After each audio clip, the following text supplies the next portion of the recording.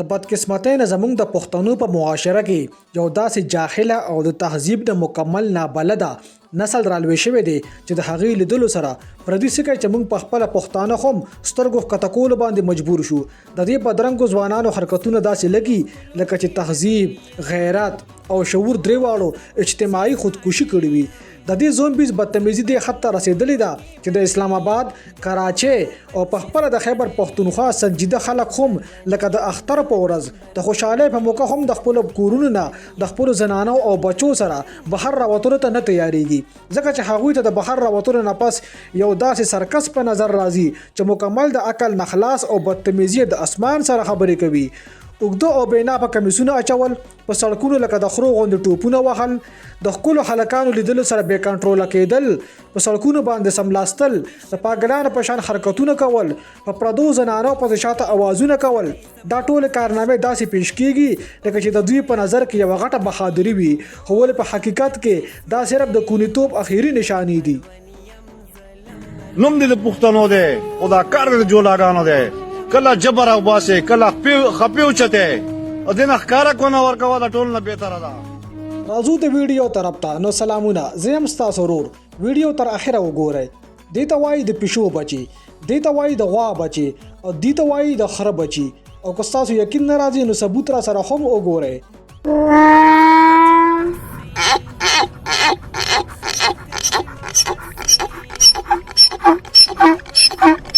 تاسو د تعلیم اخري ولی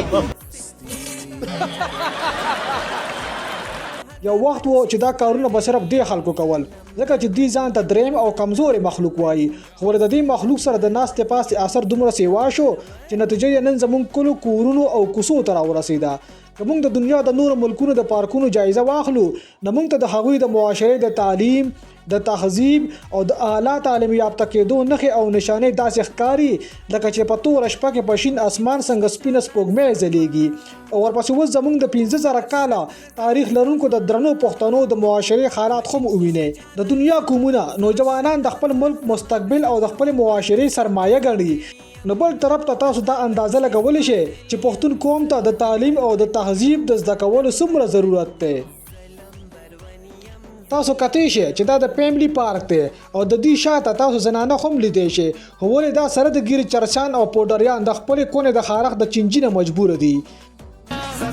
دا شکل د کونیانو دی، ستا دا مخ نه دی. دا هم وګورئ، دته به دا پته نه وي چې آینسټاین څوک و یا خالد بن ولید څوک و، خو ولې دا د ډم پلار زوی خپل پوره کوشش کوي چې ثابته کړي چې زما په رګونو کې هم د خپل اصلي او ډم پلار وینه منډې وهي. وړه مې غواړي بلې تندې ته دا 9mm کېدم که نه او دا شاته دا ککرۍ د بغرۍ دا جګړه نه کوي بلکې خپل یو ثقافتي ډانس کوي.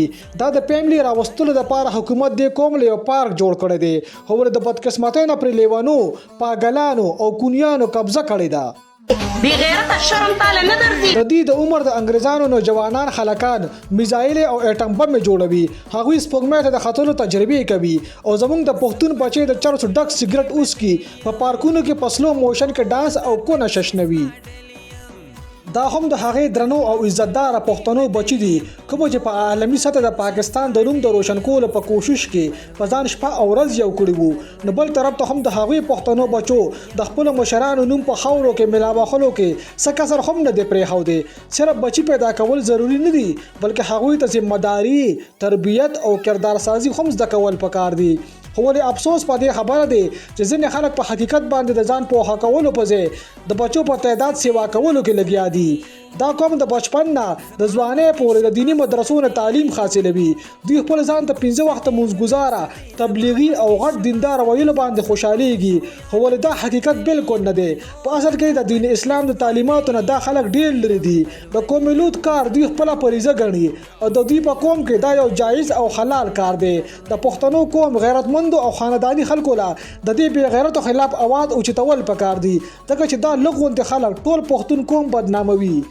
که ویډیو مو خوښه شوې وي نو چینل سبسکرایب کړئ.